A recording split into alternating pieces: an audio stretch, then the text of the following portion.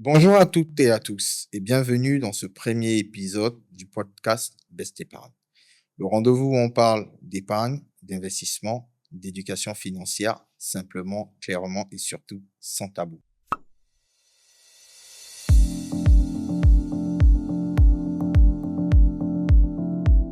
Chez Best Épargne, notre mission est simple.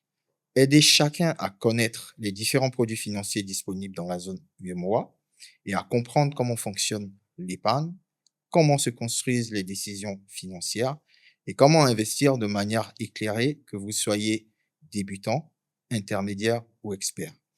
Pour inaugurer cette série, j'ai le plaisir d'accueillir un invité de marque, Monsieur Boiscoissi, gérant de portefeuille de la société Phoenix Asset Management. Avec lui, on va parler de gestion d'actifs et plus précisément, comment investir dans un FCP. Monsieur Boiscoissi, merci d'être venu. Merci. Comment allez-vous? Ça va bien chez vous? Merci, oui, ça va D'accord. très bien. Alors, je vais vous laisser vous présenter. Vous D'accord. allez nous parler de votre parcours et ce que vous faites C'est ça. dans la société Phoenix Asset Management. C'est ça. En tout cas, merci beaucoup Stéphane et puis déjà grand merci aussi pour tout ce que tu fais, comme je dis, pour, on va dire démocratiser la finance, Bien sûr. dans notre zone et moi. C'est un honneur aussi pour moi, d'être le premier invité de l'épisode, d'une longue série.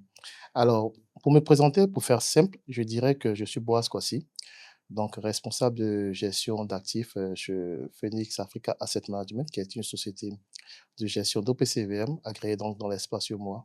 Et on va dire, ma fonction là-bas, je suis, comment dirais-je, j'administre, je pilote, on va dire, des portefeuilles, des fonds communs de placement, mais également aussi dans la structuration des portefeuilles, également d'autres opérations spécifiques en fonction donc, des besoins des investisseurs.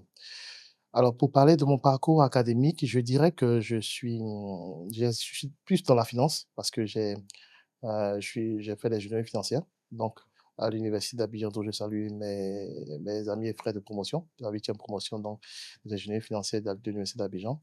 Mais également aussi, j'ai fait de la finance, j'ai poursuivi un MBA, donc à l'Institut de haute finance de Paris, donc IFI-IFG, donc d'où je salue aussi mes chers amis et voilà, de promo.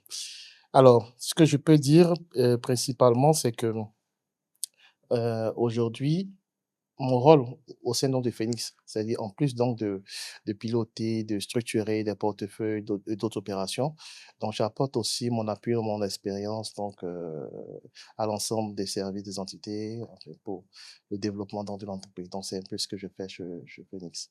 Et moi, j'aimerais savoir, qu'est-ce qui vous passionne le plus dans ce métier de gérant de portefeuille?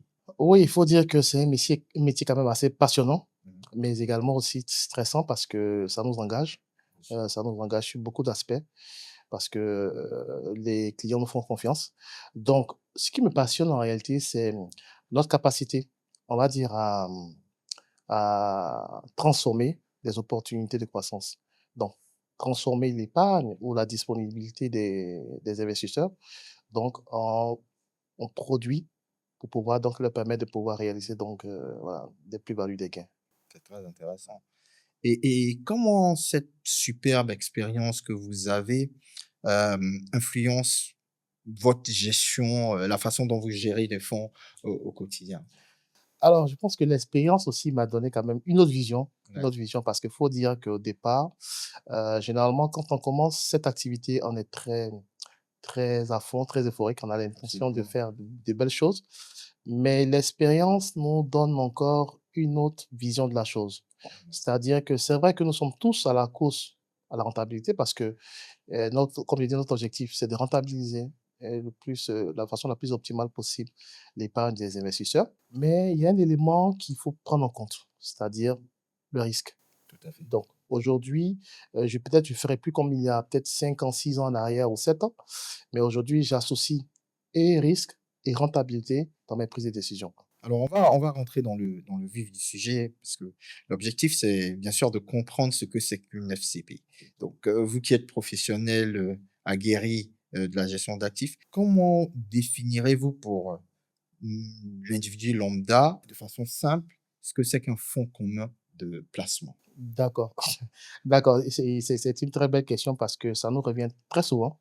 D'accord. Généralement aussi sur des personnes qui viennent nous rencontrer, à notre siège. Je dirais que pour faire très simple pour monsieur tout le monde, un fonds commun de placement, comme son nom l'indique, tout est dans la définition, hein. Un fonds commun de placement, donc c'est un panier, on va dire un panier d'instruments financiers auquel adhèrent un certain nombre de personnes. C'est-à-dire que Stéphane, toi aujourd'hui, on peut s'associer, aujourd'hui créer un fonds dans lequel on va peut-être investir sur le marché financier et capter le maximum d'opportunités. Donc en gros, c'est un peu ça. Considérons que c'est un fonds qui est géré de façon, commune, D'accord, une voilà, sorte de une panier sorte de où panier, tout chacun à fait, voilà, contribue. c'est ça. D'accord. On entend beaucoup parler sur les réseaux sociaux, d'investir, directement à la bourse, d'acheter des actions, des obligations. En quoi un FCP diffère-t-il vraiment d'un investissement direct, en bourse, par exemple? Alors, on peut dire que ça diffère parce que, l'investissement en bourse, c'est un investissement direct. Tout à fait. Et qui parle d'investissement direct parle de, on va dire, de prise de plein pot de risque. Si j'investis sur une action aujourd'hui, n'importe laquelle sur le marché boursier, et l'investissement que je fais, si le risque qui va encourir avec cette valeur-là, je le prends, on va dire, cash. Absolument. La chance d'investir dans un FCP, on va dire, on délègue plus ou moins la gestion à des professionnels qui prennent en compte un certain nombre de paramètres. Ça peut être les objectifs de l'investisseur. Ça peut être aussi, on va dire, des risques éventuels sur des prises de position.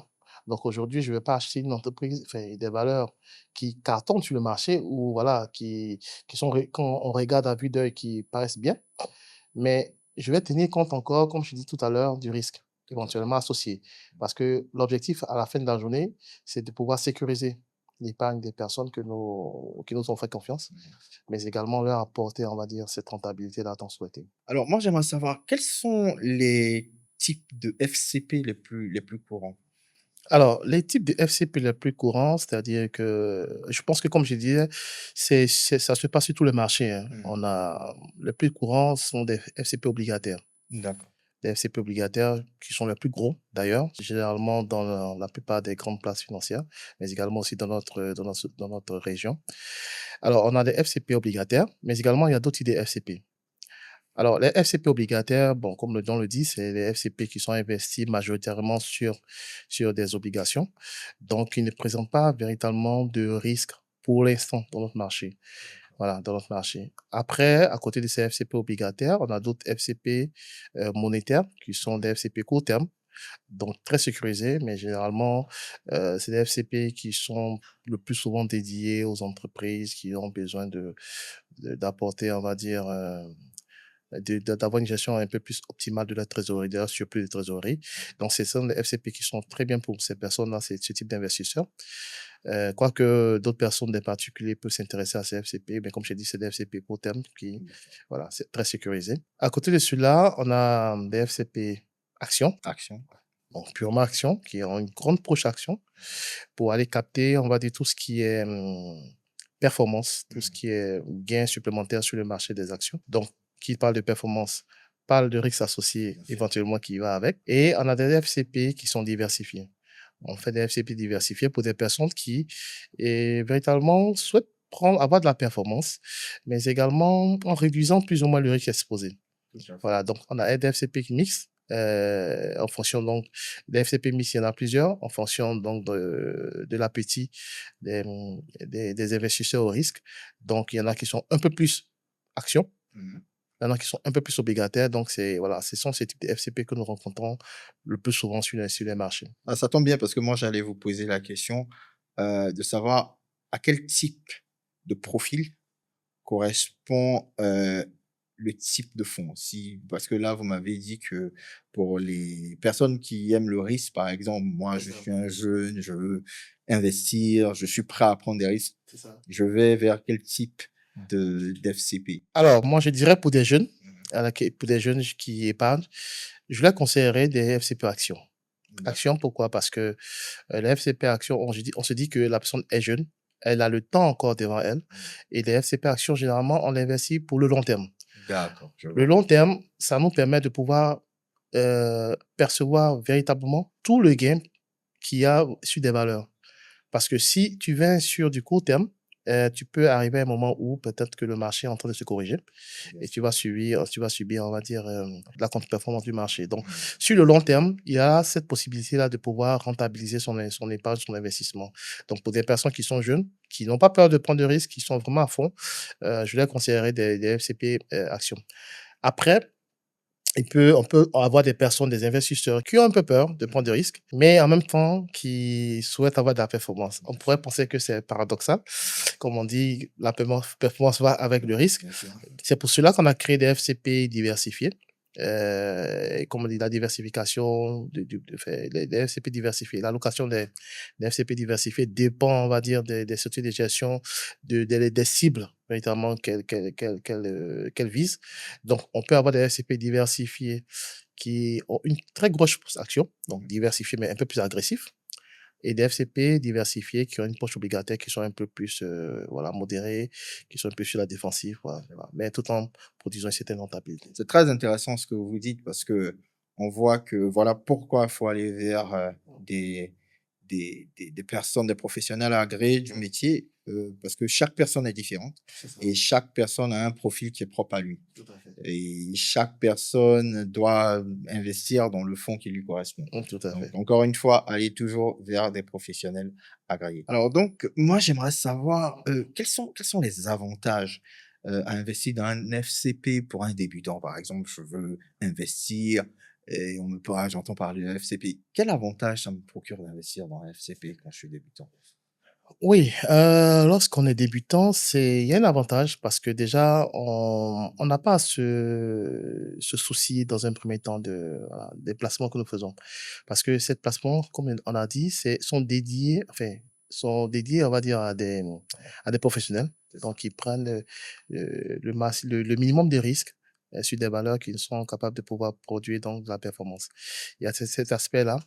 Mais également aussi, un autre avantage que je pourrais dire, c'est que avec un FCP, on a la possibilité de pouvoir, prendre part à à la performance du marché. Je m'explique. Si toi, aujourd'hui, Stéphane, tu as peut-être 1 000 francs Mmh. et que tu viens investir sur le marché, tu n'iras que sur des valeurs, peut-être une valeur qui peut coûter 1 000 francs. Donc, c'est juste Absolument, une valeur que tu pourras avoir. tout à fait. Donc, tu pourras profiter généralement de cette rentabilité-là que sur cette valeur. Bien Voilà. sûr. Et s'il y a des risques, tu prendras le risque aussi sur cette valeur. Donc, tu vas l'assumer. Et l'avantage sur le FCP, c'est que il a en son sein, sa composition, une diversification qui permet de pouvoir, dans un premier temps, profiter de toutes les valeurs un peu plus performantes sur le marché. Donc, avec les 1 000 francs, tu as la possibilité de profiter de toutes les, on va dire, de la rentabilité, de toutes des valeurs sur le marché, mais également aussi, ton risque est mutualisé. Tout à fait. C'est-à-dire que c'est vrai que tu ne seras pas propriétaire du portefeuille. Toi, c'est des parts FCP que tu auras. Mais si éventuellement une valeur dans le portefeuille présente un risque, ce risque-là est étalé à l'ensemble des autres valeurs. Donc, on va dire la performance des autres va éventuellement couvrir ça. Donc, le risque est mutualisé. Voilà, voilà. Donc, pour des personnes qui ne sont pas des professionnels, elles ont un double avantage. Moi, je dirais également, je peux aller un peu plus loin, pour des entités, des corporates par exemple, il serait très intéressant pour elles parce que ça leur permettrait de se concentrer plus sur leur activité, plutôt que de venir faire la gestion de portefeuille. Parce que si, je me concentre plus sur la gestion de portefeuille, finalement, je vais oublier vraiment le moteur, enfin, le cœur de mon activité. Donc, on dédie cette gestion à des professionnels qui donc servent de la performance tout en tenant compte des risques, comme je l'ai dit. Donc, ça permet de la réduction de risque, parce que vous avez parlé de diversification C'est ça. et qu'est-ce que cela change concrètement quand on parle de diversification? Si je suis un investisseur, j'ai un portefeuille, j'achète des actions, mais qu'elles ne sont pas diversifiées, je m'expose donc à un risque. Oui, on s'expose à un risque naturellement. C'est-à-dire que aujourd'hui, si on ne diversifie pas son portefeuille, c'est clair que en cas de retournement, par exemple, du marché, il sera difficile pour la personne de pouvoir, heu, le temps de pouvoir, faire des corrections, de pouvoir sortir véritablement de sa valeur. La diversification, comme on l'a dit, comme je disais, elle mutualise le risque. Elle nous permet de mutualiser. On n'a pas aujourd'hui des produits qui nous permettent de couvrir des risques sur des positions que nous prenons. Donc, c'est le meilleur élément, hein, pour pouvoir mutualiser ou réduire au maximum le risque que nous prenons lorsque nous investissons.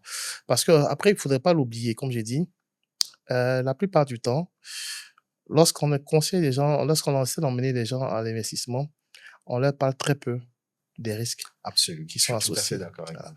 Et je pense que à d'autres moments, on a peut-être eu à échanger. Il y a eu des événements sur notre marché qui aujourd'hui nous permet aujourd'hui des professionnels qui sont sur le marché de pouvoir avoir une autre vision. Donc, on a connu des moments où le marché s'était cassé la figure. Lorsqu'on a traversé ces moments, lorsqu'on essaie de partir sur le marché, on va pas sur le marché en nous disant: «On va réaliser la perf, on va réaliser la perf». On va réaliser la perf, oui, mais quel est le risque qui va avec? Absolument. Voilà. Et lorsqu'on essaie de prendre tous ces paramètres en ligne de compte, les risques, ils sont multiples, hein. Ça peut être des risques de marché, mais ça peut être des risques aussi opérationnels, ça peut être il y a beaucoup de risques qui vont donc quand on prend en compte tous ces paramètres, cela nous permet de prendre une décision. Parce que c'est comme je disais que quand on va au marché, on nous vend des tomates. Mhm. Ce qui nous permet de prendre la décision, c'est quel est le risque qu'il y a en prenant telle ou telle tomate? Est-ce que si Absolument. je prends telle tomate, elle ne va pas se gâter maintenant? Donc, c'est tous ces éléments-là qui nous permettent de prendre une décision. Voilà. Donc, dédier et déléguer sa gestion à des professionnels nous épargne toutes ces tracasseries-là, voilà, et puis nous permet de pouvoir nous concentrer sur autre chose. Intéressant. Voilà pourquoi il faut aller vers les professionnels. Et vous savez, on a parlé d'accessibilité au FCP. Est-ce que c'est quelque chose d'accessible à tout le monde? Je veux dire, si je suis quelqu'un qui n'a pas de gros revenus, je pense qu'on prendra un cas concret, mais est-ce que aujourd'hui vous pouvez dire que les FCP sont accessibles au grand public? Oui, les FCP sont accessibles au grand public. C'est vrai que, comme je dis, à une certaine époque, la finance, de notre zone était relevée à une certaine élite. Mhm. C'était quelque chose d'un peu abstrait, hein. Mais aujourd'hui, les FCP, sont destinés à tout le monde parce que tout le monde a la possibilité D'accord. de pouvoir, prendre part au FCP. On n'est pas forcément même obligé de pouvoir aller vers des institutions bancaires parce que quand je prends par exemple le cas de Phoenix Mhm. Africa Asset Management, nous ne sommes pas adossés à des groupes bancaires. Tout à fait. Voilà, nous ne sommes pas dans le groupe Phoenix, il y a d'autres entités, mais nous ne sommes pas adossés à des groupes bancaires. Mais nous collaborons avec des banques parce qu'effectivement, c'est de l'épargne que nous prenons. Bien Nous ne sûr. sommes pas en mesure, nous ne sommes pas habilités à garder des dépôts chez nous. Donc, c'est les banques qui le font. Donc, on travaille avec les banques, mais il y a des acteurs indépendants aujourd'hui qui exercent cette activité-là. Alors moi, j'aimerais savoir si quelqu'un veut investir dans FCP avec toute cette myriade d'informations, plusieurs sociétés de gestion et aussi plusieurs fonds, par quoi on commence? Alors, pour l'investisseur, d'accord. Déjà, il faut se rapprocher, comme on l'a dit, des conseillers. Ils pourront nous faire ce qu'on appelle le profilage. Donc, savoir un peu tes objectifs. Est-ce que c'est des personnes qui sont plus ou moins à l'aise ou pas avec le risque, ainsi de suite. Donc, il y a toute une série de questions qui sont posées à cette personne-là pour profiler, pour savoir exactement qu'est-ce qui serait le mieux adapté à cette personne. Parce que imaginons qu'un monsieur vienne investir, bon, sans avoir des informations sur ses objectifs, sur son profil de haut risque, et je le mets sur le marché action. Un monsieur qui est très frileux et qui chaque matin ou chaque heure passe son temps à regarder un peu comment va le marché, comment est-ce que son investissement a apporté. Bien, Donc c'est clair qu'on n'aurait pas rendu service. Et comme je l'ai dit, notre objectif ici, c'est de satisfaire les clients, mmh, de leur apporter cette sécurité-là tout en rentabilisant leur investissement. Donc, on va déjà le profiler. Ensuite, peut-être pour lui donner un petit appétit, on le mettra sur peut-être des fonds, peut-être obligataires. mmh. Pour voir un peu comment est-ce que le marché enfin, qu'est-ce que c'est que le marché financier? Ça lui permettra peut-être de se familiariser avec, un certain nombre de choses et puis s'il prend goût, si après avec, des investigations, on sent que c'est quelqu'un qui est un peu plus à l'aise dans les marchés financiers, peut-être le mettre sur des profils un peu plus risqués Mmh. dans les fonds diversifiés. Mmh. Et puis après, pourquoi pas les fonds ouais, actions pour pouvoir créer la performance. Donc, c'est peut-être ce cheminement que je peux, voilà, conseiller. Et de façon pratique, parce que si moi je dis, voilà, je veux investir dans un fonds action de Phoenix Asset Management, est-ce que je dois aller voir une banque? Est-ce que je dois aller dans les bureaux de Phoenix? Est-ce que vous avez éventuellement une application? Dois-je passer par un conseiller? Donc là, je me lève là, je me dis, OK, je veux investir dans un fonds. Je vais où? C'est ça. Donc aujourd'hui, oui, pour investir, on n'a pas forcément on n'est pas forcément obligé de se rapprocher d'une banque. Comme j'ai dit, Phoenix, c'est un acteur indépendant. D'accord. Donc, déjà, on peut se rendre au siège de Phoenix. Et moi, je conseillerais la plupart de se rendre au siège. Ça leur permet, en fait, on va dire, d'être un peu plus à l'aise et de poser toutes les questions qu'ils veulent. Ok. Parce qu'au téléphone, bon, oui, je peux te répondre, mais je peux oublier certaines choses, puis voilà, je peux ne pas, voilà. Mhm. Or, lorsque la personne est présente, c'est un peu plus facile. Donc, après, il faut comprendre qu'aujourd'hui, on est dans des économies où c'est pas évident d'avoir le temps de se rendre dans un siège dans une société d'assets. Donc, déjà, on a des sites internet Mhm. qui donnent un certain nombre d'informations sur les produits que nous commercialisons. Donc, il est très important pour les investisseurs de déjà prendre connaissance de ces documents. Il y a ce qu'on appelle, par exemple, les DCI ou des prospectus. Alors, le prospectus, on va dire, c'est la note du fonds. Elle D'accord. va t'expliquer un peu comment est-ce que le fonds fonctionne, Fonctionne. voilà, quelle est sa stratégie, par exemple, d'investissement, Mhm. mais vraiment de façon très détaillée. Donc, c'est un peu volumineux. Donc, D'accord. on n'a pas forcément le temps de lire tout ça. Et il y a ce qu'on appelle aussi les DC. Mhm. Alors, on dit documents, c'est de documentation, une documentation pour des investisseurs. Donc, on nous donne juste les points stratégiques, Mhm. les points les plus importants, dont notamment la stratégie d'investissement, l'échelle de risque, par exemple, les coûts qui sont associés Ouais, ça, c'est éventuellement. très Oui, important. si tu rentres dans un fonds, il faut savoir exactement aussi quels sont les coûts qui vont avec, Ouais, parce les que frais. les frais, et ainsi de suite. Donc, il y a toutes ces informations qu'il va falloir prendre. Mais nous, on peut l'avoir, comme je dis, pour la plupart, hein, on peut les avoir sur les sites Internet. D'accord. De là. Donc, si je Et veux le DC, qui est une sorte de carte d'identité, c'est hein, ça. du fonds, où est-ce que je vais trouver cette information? Sur Sur votre site le site internet, internet ou par où est-ce exemple, de que je regarde? Phoenix. Oui, quand on va sur le site internet de D'accord. Phoenix, il y a une partie où on peut avoir toute Et cette. le régulateur, on a la possibilité de voir ces DC également? Exactement. Donc, sur le Très bien. régulateur. Donc, avant d'investir aussi, et avant d'approcher une société de gestion, s'assurer qu'elle est agréée C'était ça, justement, ma par question. le Je suis conscient régulateur. que vous Voilà, répondiez par anticipation. agréée par le régulateur. Ouais, Voilà, parce qu'aujourd'hui, je vais dire, on n'est pas, peut-être, on peut faire face à une arnaque. bien sûr. Donc, se rapprocher des personnes qui vont se faire passer pour des professionnels. Or, ils n'ont pas véritablement toutes les aptitudes. Donc, Tout à fait. allez voir d'abord le régulateur. Mhm. Enfin, déjà sur le site du régulateur, j'ai la liste de tous les acteurs agréés, que ce soit au niveau donc des SGO, des SGI. Donc, quand je parle des SGO, c'est Société de gestion de PCV. D'accord. Comme Et, Phoenix comme directement. Phoenix, exactement. Donc, il y a d'autres acteurs du marché, d'autres intervenants. Donc, le régulateur a la liste de toutes ces personnes-là. Mhm. Ensuite, maintenant, s'orienter vers ces sites internet des acteurs agréés. Et puis, en fonction de comment est-ce que tu jugeras le pour ou le contre par rapport à tous les éléments qui sont fournis, la stratégie, les coûts qui sont associés, la performance aussi qui est proposée, tu pourras éventuellement prendre la décision de t'orienter vers. Ah, Voilà. mais c'est super. Donc, Donc, pour pouvoir vérifier la crédibilité d'une société de gestion, aller sur le site du régulateur. Alors, j'aimerais, il y a un exercice qu'on va faire. On va prendre un cas concret, un cas pratique. Donc, de quelqu'un qui veut investir dans un de vos FCP. Donc, d'accord. je suis un boucher et je gagne 250 000 francs par mois. Et OK. puis, j'épargne 35 000 francs par mois. Comment je fais pour investir dans un de vos FCP? D'accord. Il y a une démarche préalable qui est faite. Donc, déjà, profilage du client, tout ça. Tout à fait. Donc, un boucher, comme je dis, 35 000 francs, revenu à mensuel qui est de 250 000 francs. Mhm. Donc, c'est des personnes, généralement, il faut faire très attention à l'épargne. Donc, on lui proposera des fonds qui sont peut-être moins risqués, donc des fonds obligations ou peut-être monétaires, mais je dirais obligations parce que quand même, il peut avoir la performance. Donc, il ne présente pas véritablement de risque dans notre zone Mhm. pour l'instant. Ensuite, ces fonds, ces 35 000 francs, il viendra donc verser 35 000 francs chaque fin de mois. C'est ça. Donc, si monsieur X, bon, c'est Mhm. tu viens aujourd'hui, C'est ça. 35 000 francs, Mhm. 35 000 francs, en réalité, c'est 35 000 francs que tu vas débourser, Mhm.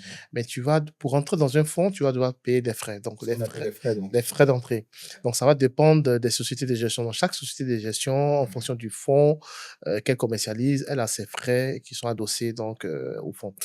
Donc, 35 000 francs, si je prends le cas des Phoenix, par exemple, un fonds monétaire, s'il doit payer comme frais environ 1% avec des poussières, Mhm. ça nous fera 380 francs D'accord, de frais. de frais. Mhm. Donc, réellement, l'investissement de Nolan Boucher sera de 34 600, peut-être 620 francs qui va effectivement investir, qui sera donc placé sur des produits financiers. Ah, c'est parfait, ça. C'est un très, très, très bon exemple. Il peut le faire, mais Mhm. et nous, généralement, dans nos fonds, on va dire des périodes d'investissement recommandées. Mhm. C'est-à-dire que si ce boucher vient pour investir pour 1 an, 35 000 francs, bon, là, rapidement, 35, bon, 34 000 francs, 10 mois, ça te fait 350 000 francs, Mhm. 12 mois, peut-être, on va dire moins de 500 000 francs, bon, 4-5, moins de 500 000 francs. Moi, c'est bien hein, à prendre, hein, mais je vais dire, si il le fait sur une très longue, une période assez raisonnable, Mhm. 3 à 5 ans, je pense qu'il pourra véritablement sentir au mieux son investissement. Donc, profiter de ce qu'on appelle les Profiter depuis décapitalisations. capitalisation. Donc, ça veut dire qu'il est intéressant quand on va sur des FCP C'est ça. d'investir tous les mois de façon régulière. Régulière, tout à fait. D'accord, Voilà. Donc, très c'est bien. ce qui est recommandé. Ok, Voilà. merci. Moi, j'ai une question à vous poser, Monsieur Boite. Alors, euh, quelles sont les erreurs fréquentes que vous voyez chez les débutants en investissement? Parce que je suis sûr qu'il y en a, et avec votre belle expérience, vous en avez vu pas mal. Oui, je pense que l'erreur qu'on fait, généralement, quand on veut s'investir, la plupart des personnes qui débutent ont l'impression que la finance, c'est un casino.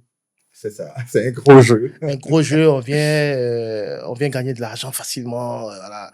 Il y a de l'argent à se faire. Oui, effectivement, il y a de l'argent à se faire, mais tout, heu, c'est tout un boulot qui va avec.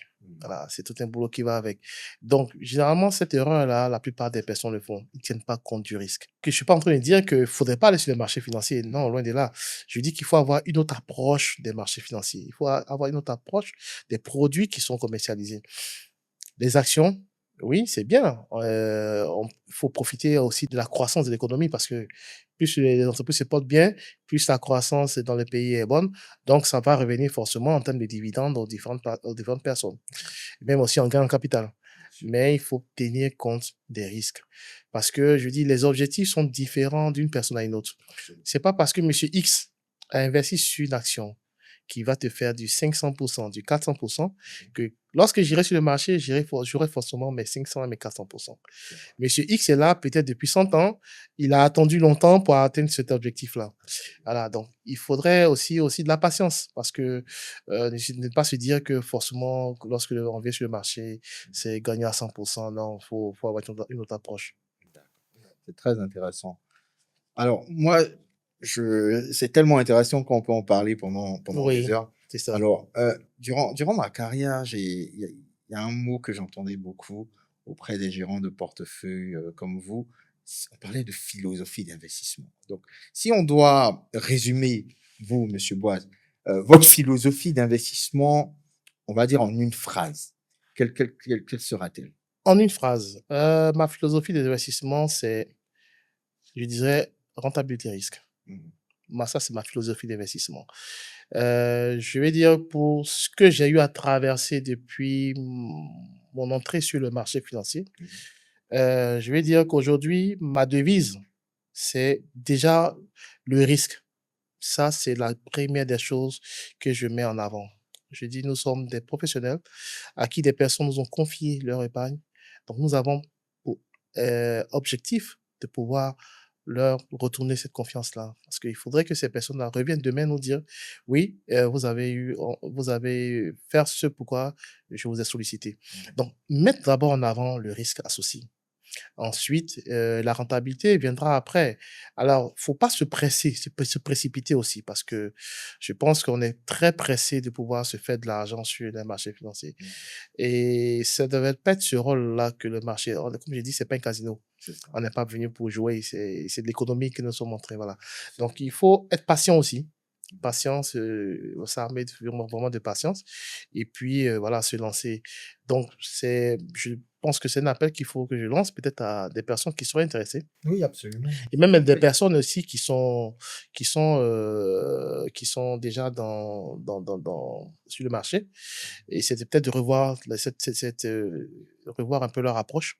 Mais c'est vrai ils ont leur expérience, mais il faudrait qu'ils mettent éventuellement aussi ce volet risque-là, au cœur donc de leur stratégie. Merci beaucoup, Monsieur Bois. C'était super enrichissant, C'est ça. très intéressant échange. Donc, si vous avez un mot de fin pour nos auditeurs, allez-y. Mon mot de fin, je dirais que voilà, l'objectif déjà premièrement de cette émission, c'est de démocratiser, on va dire, l'investissement sur les marchés financiers. Et il faut se mettre, ouais, il faut participer véritablement, à cette démocratisation parce que investir sur les marchés financiers, c'est aussi participer, contribuer à l'évolution donc de l'économie. Donc c'est déjà très bien de s'y intéresser, mais également, il faudrait toujours garder à l'esprit que nous sommes sur des marchés financiers. Mhm. Donc qui parle de marché financier parlera toujours de risques et je pense que si on a ça en tête, il y a de très fortes chances que nos investissements se passent bien. Merci beaucoup, Monsieur Bois. Merci d'avoir suivi cet épisode du premier podcast de Best Épargne. Donc, ce fut un immense plaisir d'échanger avec vous, Monsieur Bois. Et si cet épisode vous a plu, bah, n'hésitez pas à vous abonner, à liker. Et chez Best Épargne, on croit profondément que chacun mérite une information claire, simple et accessible. Donc, on se retrouve très bientôt pour un nouvel épisode avec un invité de marque. Merci et bonne journée à vous.